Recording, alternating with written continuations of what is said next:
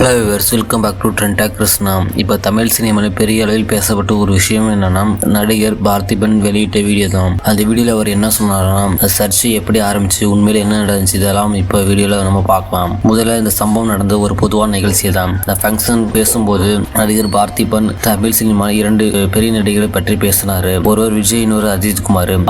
காரணம், ஒரு 3வது மனுஷியோட ஒரு 3ஆம் தரமான ட்வீட். அது எனக்குள்ளே ஏற்படுத்தின ஒரு பாதிப்பு. என்னுடைய செயலுக்கு அவங்க கருத்தை தெரிவிக்கக்கூடாது, எதிர்ப்பு தெரிவிக்கக்கூடாது நான் சொல்லலை. ஆனால் சமீப காலங்களில் அவங்கள பற்றி வந்த கொச்சையான, மிக அசிங்கமான நிறைய கருத்துக்கள் இங்கே இருக்கு, பொதுவெளியில் இருக்கு. ஒரு கட்சியோட தலைவர் உட்பட அவங்கள பேசின விஷயங்களுக்கு, விமர்சனங்களுக்கு எல்லாத்துக்குமே அவங்க பதில் சொல்லியிருந்தாங்கன்னா நான் இதை வரவேற்றிருப்பேன்.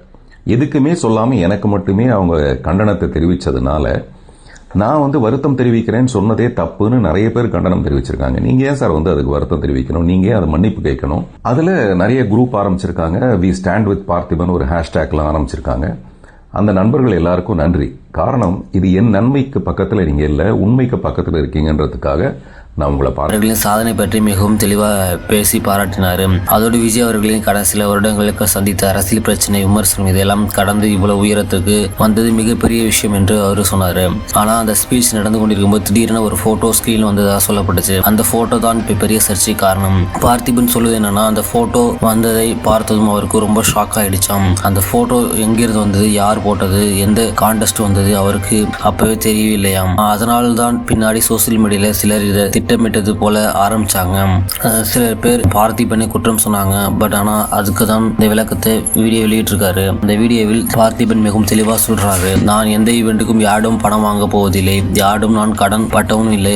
அதாவது யாராவது பணம் கொடுத்து இந்த விஷயத்தை செய்ய வைத்தார்கள் என்று குற்றம் சாட்டு அவர் முழுக்க மறுத்தாரு. அதே நேரத்தில் இந்த விஷயத்தில் தேர்ட் பர்சனை பற்றி பேசப்பட்டதாகவும் அவர் கூறியிருக்காரு. ஆனால் தேர்ட் பர்சன் அவரோட எந்த தொடர்பு இல்லை என்று கூறியிருக்காரு. சில பெண்கள் வீட்டுக்குள்ளே இருக்கணும், பேசுவது மிகவும் தவறு என்று சொன்னாரு.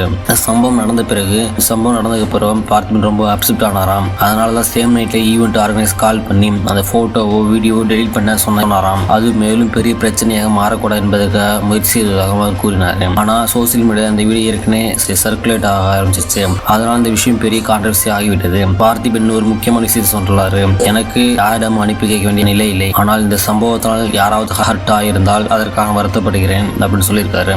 அதாவது அப்பாலஜி கேட்டது கல்ட்டி இல்ல, ரெஸ்பெக்ட் காதான் என்று விளக்கம் கொடுத்திருக்காரு. இன்னொரு இன்ட்ரெஸ்டிங் விஷயம் என்னன்னா, இந்த சர்ச்சை வந்த பிறகு சோசியல் மீடியா 2 வகை ரியாக்ஷன் வந்துச்சு. ஒரு குரூப் பார்த்திபன் சப்போர்ட் பண்ணது, மற்றொரு குரூப் அவரை கிரிட்டிசைஸ் பண்ணது. சிலர் வை ஷுட் பார்த்திபன் அப்பாலஜி என்று கேள்வி கேட்டாங்க.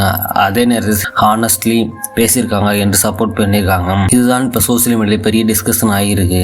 இந்த சம்பவம் இன்னொரு விஷயத்தை ரிமைண்ட் பண்ணது. ஒரு பப்ளிக் ஈவெண்ட் நடக்கும் ஒரு ஸ்மால் இன்சிடென்ட் கூட சோசியல் மீடியா அது பெரிய கான்ட்ரவர்சி ஆகிடலாம். முடிவா பார்த்திபன் என்ன சொல்றாருன்னா, நான் என் பிரின்சிபலை விட்டு கொடுக்க மாட்டேன், யாருக்கும் இன்டிகிரி காம்ப்ரமைஸ் பண்ண மாட்டேன். அதாவது தனது நேர்மை மற்றும் சுயமரியாதை பற்றி மிகவும் தெளிவாக சொல்லியிருக்காரு.